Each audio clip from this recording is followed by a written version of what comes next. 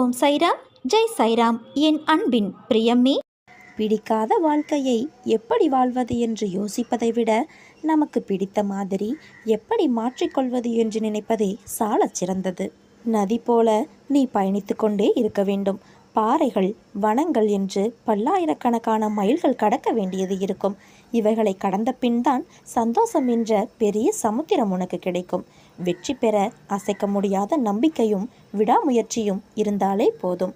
எல்லோருக்கும் எல்லாமும் அதற்கு உண்டான வயதில் கிடைப்பது அரிது. ஒருவருக்கு அவர் விரும்பிய வேலை வாய்ப்பு தானாகவே தேடி வருகிறது. இன்னொருவருக்கோ எல்லா திறமைகள் இருந்தும் சரியான வேலையோ அல்லது தொழிலோ அமைவது இல்லை. 22 வயதில் தனது வியாபாரம் தொழிலில் கோடீஸ்வரரான ஒருவர் 45 வயதில் எல்லாம் இழந்து ஏழ்மையாகிறார். ஒருவர் 40 வயது வரை தன் தொழில் வியாபாரத்தில் சகல கஷ்ட நஷ்டங்களை அனுபவித்து 50 வயதில் கோடீஸ்வரராகிறார். எனவே உனக்கு ஒன்று கிடைத்துவிட்டால் அது கிடைக்காமல் போராடும் மற்றவரை ஏளனம் செய்யாதே. உன்னை மற்றவரோடு ஒப்பிட்டு உன்னிடம் இல்லாததை நினைத்து புலம்பாதே. எதிர்காலத்தில் நடக்க இருப்பதையெல்லாம் கட்டுப்படுத்த நினைப்பது இயலாது. இங்கே இப்போது இந்த நொடியில் என்ன செய்து கொண்டு இருக்கிறாயோ அதை முழுமையாக விழிப்புணர்வுடன் செய். அடுத்த நொடி நிச்சயம் அழகாய் மலரும். தேவைகளை நிச்சயம் பூர்த்தி செய்து கொள்ள முடியும். ஆனால் ஆசைகள் ஓட்டை குடம் போல எப்போதும் நிறைவு செய்ய முடியாது. இதுதான் வாழ்க்கை. இதை புரிந்து கொண்டவர்கள் மட்டுமே மகிழ்ச்சியாக வாழ்கிறார்கள். கவலை கொள்ளாமல் நிதானத்தோடு நம்பிக்கையோடு நீ உன் கடமைகளை செய். உன்னுடைய துன்பங்கள் எல்லாம் முடிவுறும் நேரம் இது. நீ எடுக்கும் எல்லா முயற்சிகளிலும் உனக்கு வெற்றி நிச்சயம். என் வார்த்தைகள் மீது நம்பிக்கை வைத்து செயல்படு. கவலைப்படாதே. உன் சாயப்பா நான் இருக்கிறேன். உன் கஷ்டமான வாழ்க்கை மாற வேண்டும் என்று என்னிடம் வந்துள்ளாய்.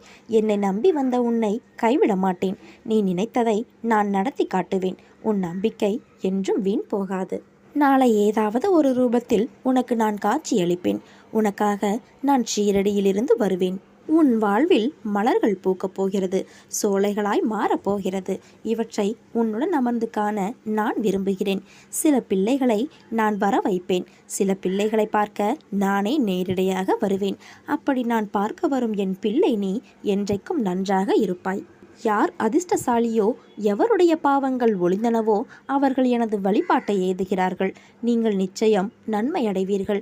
வழிபாட்டின் கூறுகள் 8ஓ 16ஓ எனக்கு அது தேவையில்லை. எங்கு முழுமையான பக்தி இருக்கிறதோ அங்கு நான் அமர்கிறேன். உனக்கான ஒன்று உன்னை தேடி வரும் காலம் வந்துவிட்டது. இனி உனக்கு வசந்த காலமே. எல்லா சந்தர்ப்பங்களிலும் உன்னை அன்போடு அரவணைத்து கொண்டுதான் வருகிறேன். என் பிள்ளையான உனக்கு செய்ய வேண்டியதை தக்க சமயத்தில் நன்கு செய்வேன். சற்று பொறுமையாக இரு. என் மீது நம்பிக்கையாக இருக்கும் பொழுது உனக்கான நியாயத்தை நான் செய்யாமல் போவேனா? நீ இழந்த அனைத்தையும் மீண்டும் பெறுவாய். அதற்கு நான் பொறுப்பு. நீ விரும்புவது தாமதமாவது உன் கர்ம வினையால். உன் சந்தோஷத்திற்காக உன் கர்மாக்களை தட்சிணையாக நான் எடுத்துக்கொண்டு உனக்கு புண்ணியத்தை உண்டாக்கி கொண்டு இருக்கின்றேன். உன் கர்ம வினைகளை விரைந்து முடிக்கவே நானும் போராடி கொண்டு இருக்கிறேன். அதுவரை நீ அமைதியாக இரு. நீ என்னிடம் எதையும் வேண்டினால்தான் நான் செய்வேன் என்று அல்ல. உனக்கு எதை எப்பொழுது எப்படி செய்ய வேண்டும் என்று எனக்கு தெரியும். உனது ஆசைகள் எண்ணங்கள் அனைத்தும் கூடிய விரைவில் நிறைவேறும். எப்பொழுதும் யாரையும் சார்ந்திருக்காதே.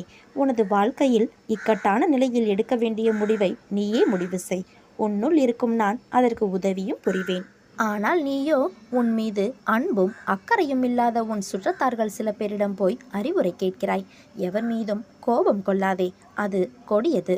உதவி புரிபவர்களிடம் மட்டுமல்லாமல் உதாசீனப்படுத்தியவர்களையும் கூட. அனைவரிடமும் அன்பாக பேசு. நீ வருத்தப்படுவதால் எதுவும் மாறாது. நம்பிக்கையோடு கம்பீரமாக உன் குறிக்கோளை நோக்கி செல். நீ அதை அடைய நான் துணை இருப்பேன். இது என் சத்திய வாக்கு. நான் உன் முன்னேதான் சென்று கொண்டு இருக்கிறேன். உன் செயல் அனைத்துமாக உன் சாயப்பா நான் இருப்பேன். நீ என் பரிபூரண அருளும் ஆசீர்வாதமும் அன்பும் பெற்ற என் செல்ல பிள்ளை. எனது பாதங்களை உறுதியாக பற்றி கொண்டு எப்போதும் நிதானத்துடனும் சதா காலமும் என்னுடன் ஒன்றியிரு. உள்ளம் உயிர் இவற்றால் என்னை நம்பு. அப்போது நீ மிகுந்த பலனை அடைவாய். நீ விரும்பிய வேளை உன்னை வந்து சேரும் காலம் வந்துவிட்டது. மகிழ்ச்சியாக இருக்கப் போகிறாய். இந்த ஜென்மத்தில் உன் வாழ்வின் முதல் பலனாக நீ என்னை அடைந்திருக்கின்றாய். அனைத்திலும் இருந்து உன்னை காக்க நான் விரைந்து வருவேன். நம்பிக்கையுடன் எனக்காக காத்திரு. உன் எண்ணங்களையும் உன் நிலையையும் நான் அறியாமல் இல்லை. இலையுதிர்காலமாக உள்ள உன் நிலை சீக்கிரமே பசுமையாக மாறப்போகிறது. உன்னை ஏளனமாக பார்த்து நகைத்தவர்கள் முன்னிலையில் நீ கொடியாய் உயர்ந்து நிற்கப் போகிறாய். உன்னை தாங்கும் கம்பாக நான் என்ற உன்னிடத்தில் உன் சாய்தேவாவை நீ என்ற சொல்லுக்கு அர்த்தம் கண்டாயோ, அந்த நொடி பொழுதிலிருந்தே உனக்காக நான் இருக்கிறேன். அதற்கு முன்பும் சரி, அதற்கு பின்பும் சரி, என் உயிராய் நீ என்றும் என்னிடத்தில் இந்த துவாரகமாயி தாயின் பிள்ளையாக வாழ்வாய். என் ஆசீர்வாதங்களுடன் அன்பும் எப்போதும் உனக்கு உண்டு. உன் கண்ணீரை துடை. உன் கண்களிலிருந்து கண்ணீர் வழியக்கூடாது. இது உன் உயிராய் நினைக்கும் உன் சாய்தேவா, உன் சாயப்பா, உன் துவாரகமாயி தாயின் ஆணை. நிச்சயம் வாழ்வில் நீ சந்தோஷமாக வாழ்வாய். மனம் தளராத நம்பிக்கை, அசராத பக்தி, இவை இரண்டுமே எப்பொழுதும் உங்களுடைய பிரதான குறிக்கோளாக வைத்துக்கொள்ளுங்கள். ஒருவன் காத்தாடியை ஆகாயத்தை நோக்கி விடுவான் என்றால் அந்த காத்தாடியின் மீது உள்ள நம்பிக்கை அல்ல, காற்றின் மீது உள்ள நம்பிக்கையும் நூலின் மீது உள்ள பொறுமையும் தான் அந்த காத்தாடியை ஆகாயத்தை நோக்கி பறக்க உதவுகிறது. அதே போலத்தான் உங்களுடைய வாழ்க்கையும். நீங்கள் உங்களது குறிக்கோளை அடைய மிக முக்கியமானது நம்பிக்கையும் பொறுமையும் மட்டுமே. ஏற்றிவிடப்பட்ட காத்தாடி மீண்டும் தன் கையில் வர வேண்டும் என்றால் நாம் முதலில் சமாளிக்க வேண்டியது காற்றின் சீற்றத்தை தான். அதே போலத்தான் நம் வாழ்க்கை என்னும் பெருங்கடலை கடக்கும் பொழுது இடையில் ஏற்படும் சீற்றங்களை மிக கவனமாக கடக்க வேண்டும். அப்படி மிக கவனமாக எவன் ஒருவன் கடந்து செல்கிறான் என்றால் அந்த ஏற்றி விடப்பட்ட காத்தாடி ஆகாயத்தை தொட்டு மீண்டும் அவனுடைய பிரதான இலக்கை அடைந்து அவன் கையில் வந்து சேர்கிறது. இதே போலத்தான் உங்களது வாழ்க்கையில் ஒவ்வொரு முயற்சிகளிலும் உங்கள் குறிக்கோளை நோக்கி மட்டுமே இருக்க வேண்டும். இப்படிப்பட்ட குறிக்கோளை நோக்கி எந்த ஒரு பக்தன் என்னை முழுமையாக நம்பி புத்தியும் மனமும் எனக்காக செலுத்தி வருகிறான் என்றால் அவன் நினைத்ததை நான் நடத்தி தருவேன். அவனுடைய லட்சியத்துக்காக நான் 7 கடலையும் தாண்டி வந்து உதவி புரிவேன். எந்த சூழ்நிலையிலும் மனதைரியத்தை இழக்க வேண்டாம். என் மீது நம்பிக்கை வை. உன் வெற்றியை நான் அமைத்து தருவது உறுதியாகும். என் வார்த்தை மீது நம்பிக்கை வை. எந்த கஷ்டம் வந்தாலும் நீ கவலைப்படக்கூடாது. எல்லா தருணத்திலும் நீ ஒன்றை மட்டுமே நினைக்க வேண்டும், நான் உன்னுடன் இருக்கிறேன் என்று. எனதன்பு குழந்தையே, வாழ்க்கையில் பலம் என்பது உன்னுடைய பலவீனமான நேரத்தில் உதவும் ஆயுதமாகும். பலம் இயற்கையில் ஜீவராசியாய் பிறந்த அனைத்து உயிர்களுக்கும் உண்டு. அப்படி இருக்கையில் வெளி தோற்றத்தில் பலமாகவும் மனதிற்குள் பலவீனமாகவும் இருக்கும் இந்த இரட்டை முகம் எதற்காக? பலம் உன் ஆன்மாவுக்குள்ளே இருக்கிறது, ஆனால் பயம் உன்னை துரத்தி அடிக்கிறது. அதனால் பலம் இருக்கும் இடத்தில் பலவீனம் இருக்கிறது. உனக்கு ஏவப்படும் அம்பிற்கு உன்னை காயப்படுத்தி பார்க்க சக்தி இருக்கிறது என்றால் ஒரு மனித உருவில் எல்லா ஆற்றல்களையும் நிரம்ப பெற்ற உன்னால் அதை வீழ்த்த முடியுமல்லவா? உனக்கு எதிராக ஏவப்படும் எதுவாகிலும் அது உன் பலத்திற்கு மேம்பட்டது அல்ல என்பதை தெளிவாக புரிந்து கொள். ஒரு முறை உன்னை நோக்கி வரும் எந்த எதிர்மறையானாலும் அதனை வீழ்த்த நேர்மறை என்ற பலம் கொண்ட ஆயுதத்தை உன் மனதிலிருந்து நான் உனக்கு தரப்போகிறேன். பயந்து நடுங்கி ஓடி ஒளிந்து வாழ்ந்த காலம் என்னால் நெருப்பில் பட்டு இருந்த இடம் தெரியாமல் போய்விட்டது. இனி கவலை கொள்ளாதே. மெதுவாக எல்லாம் மாறி வருகின்றது. அனைத்தும் நல்வழியில் நடக்கும். உனக்கு அவசியம் மிகுந்த காலத்தில் எனது உதவி நிச்சயம் கிடைக்கும். உன்னை எந்த சூழ்நிலையிலும் கையேந்து விட மாட்டேன். உனது வாழ்க்கை வண்ணமயமாய் ஒளியுடன் விளங்கப் போகிறது. என்றும் உன்னை என் இருதயத்தில் சுமந்து அரவணைப்பேன். உன் மன வருத்தம் மாறப்போகிறது. சில அற்புத நிகழ்வுகள் அடுத்தடுத்து உன் வாழ்வில் நடக்கப் போகிறது. நான் உன்னை ஒருபோதும் கைவிட மாட்டேன் குழந்தையே. நீ கேட்டவற்றை உனக்கு நான் கிடைக்கச் செய்வேன். நன்மையும் தீமையும் மாறி மாறி வருவதுதானே வாழ்க்கை. என்னை வணங்கும் உனக்கு தீமையின் தாக்கத்தை குறைத்து நன்மைகள் அதிகம் நடக்கும்படியாக உன் வாழ்வை இப்போது நான் நடத்தி வருகின்றேன். வாழ்வின் நல்ல மாற்றங்கள், நீ நினைத்து பார்த்திராத அற்புதமான மாற்றங்கள் நடக்க உள்ளது. அந்த நல்ல மாற்றங்கள் நடந்து நீ மகிழ்ச்சியாக இருக்க வேண்டி என்ன நிகழ்வுகள் நடக்க வேண்டுமோ அதுவே இப்போது உன் வாழ்வில் நடந்து வருகிறது. எல்லாம் நன்மைக்கே என்று எடுத்துக்கொள் குழந்தையே. உன்னை விழ வைத்தவர்கள் முன் நான் எழ வைப்பேன். உன்னை அழ வைத்தவர்கள் முன் நான் உன்னை வாழ வைக்கப் போகிறேன். நமக்கு இன்றுள்ள பிரச்சனைகளை விட நமக்கு ஏற்படுகின்ற குழப்பங்கள் தான் அதிகம். இந்த குழப்பத்திற்கு காரணம் ஒவ்வொரு நாளும் நமக்கு கிடைக்கும் புதிய வாய்ப்புகள், நமக்கு அறிமுகமாகின்ற புதிய சூழல்கள். இதனால் இது நல்லதா இது கெட்டதா என யோசித்து குழம்புகிறோமே தவிர சரியான முடிவு எடுக்க முடியாமல் திணறிக் கொண்டு இருக்கிறோம். இந்த நிலையில் இருக்கிற உன்னை சரியான இடத்திற்கு அழைத்துச் செல்வேன். பிறந்த குழந்தை வெளிச்சத்தை பார்க்க கண் கூசுகிறது என்பதற்காக கண்களை மூடிக்கொண்டே இருந்தால் அதனால் கடைசி வரை உலகத்தை பார்க்கவே முடியாமல் போய்விடும். நடக்கும்போது விழுந்து விடுவோம் என பயந்து படுத்தே கிடந்தால் வாழ்க்கையில் அக்குழந்தையால் நடக்க முடியாமலே போய்விடும். குழந்தையாயிருந்த போதே நீ உலகத்தை உற்று பார்த்தாய். அந்த பழக்கத்தால் இப்போது உன்னால் தெளிவாக பார்க்க முடிகிறது. கால்களில் சக்தி இல்லாத போதே நடக்க பழகினாய். அதனால் இப்போது மான் போல துள்ளி குதித்து ஓடுகின்றாய். அறியாத பருவத்தில் உன் சக்திக்கு மீறிய விஷயங்களை தைரியமாக எதிர்கொண்டதைப் போலவே இப்போது எதிர்காலத்தை பற்றி அறியாத நிலையில் உள்ள போதும் தைரியமாக எதிர்கொள்ள வேண்டும். முன்பு இருந்த அதே தைரியத்தை வளர்த்து கொண்டு பிரச்சனையை எதிர்கொள்ள முடியும். தொடர்ந்து முன்னேறு. எங்கு போனாலும் நம்பிக்கையும் திடமான அர்ப்பணிப்பும் இருந்தால்தான் நினைத்ததை சாதிக்க நம்மால் முடியும். உன்னுடனேயே உன் மனதில் நான் இருக்கின்றேன். நீ வாய் திறந்து கேட்காத கோரிக்கைகளையும் உன் மனமறிந்து நான் செய்து தருவேன். நடக்கவே நடக்காது என நீ நினைக்கும் விஷயத்தை நான் முடித்து தருவேன். நம்பிக்கையோடு என் நாம ஜெபம் செய். மனம் தூய்மையானதாக இருந்தால் எதை கண்டும் பயப்பட தேவையிருக்காது. கவலைப்படுவதால் மனதின் ஆற்றலும் உயிரின் சக்தியும் வீணாகின்றது. எதிலும் மலவறிந்து வாழ பழகினால் சிக்கலுக்கு இடம் இருக்காதுதானே. எதுவும் நிலையில்லாத இந்த பிரபஞ்சத்தில் உன் கவலைகளும் கூட நிரந்தரமில்லை. காலத்தோடு கரைந்து போகும் கவலைகளை நினைத்து விலைமதிப்பற்ற நேரத்தை வீணாக்காதே. விரைவில் மகிழ்ச்சியான சம்பவம் ஒன்று உன் வீட்டில் நடக்கப் போகிறது. இன்றோடு அனைத்து கவலைகளும் முடிவுக்கு வரும். நீ நிம்மதியாக இருக்கப் போகிறாய் குழந்தையே. காற்றில் இருக்கும் தன்மைதான் நம்முடைய மூச்சாய் நம் உடம்பில் உள்ளது. அப்படியென்றால் அது எந்த அளவிற்கு மாசுபடாமல் இருக்க வேண்டும்?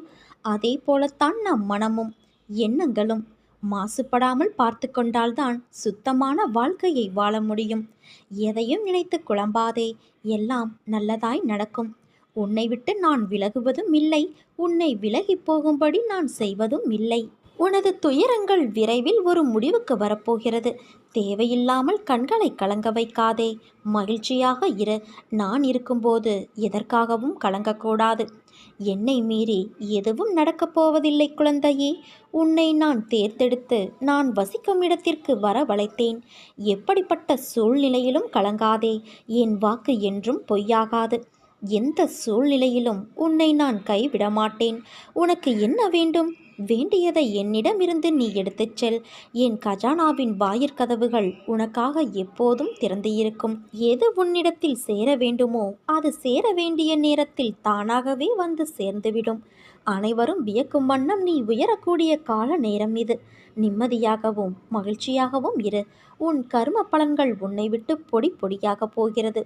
வாழ்க்கையில் பெயர் புகழ் பெற்று நீ உயரப் போகிறாய். உன்னை இன்று வழி நடத்தி செல்லும் ஆசான் நான். நித்தியப்படி வழங்க நான் சற்று தயங்கி தயங்கி யோசித்து நின்றால் நீ கொஞ்சம் யோசித்துப்பார் என்ன நடந்திருக்கும் என்று. நீ கேட்டு நான் செய்ய வேண்டிய அவசியமில்லை. எந்த சூழ்நிலையிலும் நீ கடந்து வந்த பாதையை மட்டும் மறக்காதே. நான் இருக்கிறேன். உன் கண்களின் முன்னிலையில் நான் அமர்ந்து கொண்டு இருக்கிறேன்.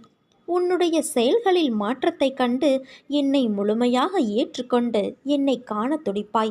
அப்போது நான் உன் கண்முன்னே தோன்றும்போது உன்னால் பேச முடியாமல் கண்களில் ஆனந்த கண்ணீர் வழிய வாயடைத்து போவாய். உனது கிரகத்தில் நான் வாசம் செய்யும் போது நீ எதற்கு கலங்குகிறாய்? உன்னோடு நான் இருக்கிறேன். அனைத்திலும் இருந்து உன்னை நான் விடுவிக்கப் போகிறேன். உன்னை உயர்த்தி பார்க்கப் போகிறேன். உனக்கு வேண்டியதை செய்ய நான் இருக்கும்போது எவரிடத்திலும் போய் நின்று கொண்டு இருக்காதே. உன் தேவையை பூர்த்தி செய்ய யாசகம் பெற்று உனக்கு தருவதற்கு நான் காத்திருக்கின்றேன். உன் வாழ்வில் பக்குவம் என்ற நிலை என்றால் என்ன என்பதை புரிந்துவிட்டாயல்லவா? உலகத்தில் என் சந்தோஷமும் நிம்மதியும் என்னிடம்தான் இருக்கிறது. சூழ்நிலைகளை கையாளும் முறையில்தான் என் நிம்மதி அடங்கியுள்ளது. எதிரே கூர்மையான என்ன ஆயுதங்கள் வந்தாலும் என் நிலை, என் மன அமைதியை நான் நான் பார்த்து கொள்வேன். அவர்களின் எதிர்மறை சொல்லோ செயலோ என்னை எந்த வகையிலும் பாதிக்காது. ஏனென்றால் நான் தீங்கு செய்யவில்லை. அதனால் பயம் எனக்கு வேண்டாம். அதையும் தாண்டி அவர்களால் எனக்கு துன்பம் வருகிறது என்றால் அதை நான் வணங்கும் தெய்வம் பார்த்து கொள்வார் என்று நினைப்பதுதான் பக்குவத்தின் உயர்நிலை. என் தேடல்களுக்கான அனைத்து அர்த்தமும் என்னிடம், என் ஆத்மாவான என் தெய்வத்திடம்தான் இருக்கிறது என்ற உன் நம்பிக்கை, உன் பக்தியின் உயர்நிலையில்தான் உன் அழகு பிறக்கின்றது. உன்னிடம் ஒன்று கூறுகிறேன் கேள். நீ இல்லையேல் நான் இல்லை. உன் அம்மாவாக, அப்பாவாக என் ஆசிர்வாதங்களோடு நான் உன்னை வாழ்த்தப் போகிறேன். உனக்கான வாழ்க்கை உன்னிடம் வந்து சேரப்போகிறது. நீ என்ன செய்தாலும் அது என் நல்லதற்கே என்று நினைக்கும் என் பிள்ளைக்கு எவ்வித கஷ்டங்களையும் நான் நேர விட மாட்டேன் குழந்தையே.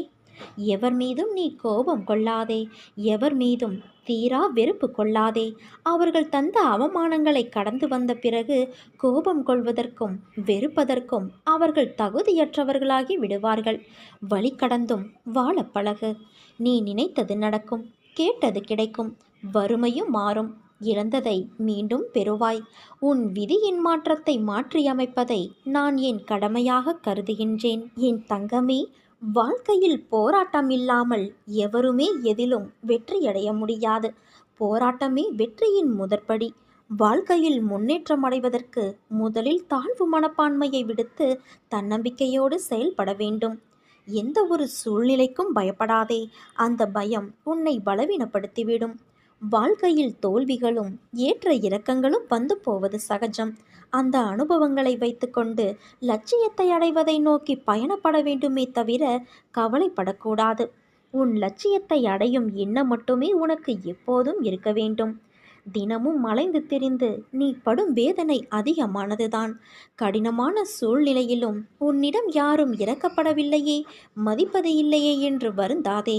அடுத்தவர் மனதை காயப்படுத்தியதற்கான வினையை காயப்படுத்தியவர்கள் நிச்சயம் அனுபவிப்பார்கள். தைரியத்தை இழந்து விடாதே. பிரச்சனைகளைக் கண்டு பயந்து ஓடாதே. அதை சமாளிக்கும் பக்குவத்தை கற்றுக்கொள்வதே சாலச் சிறந்தது.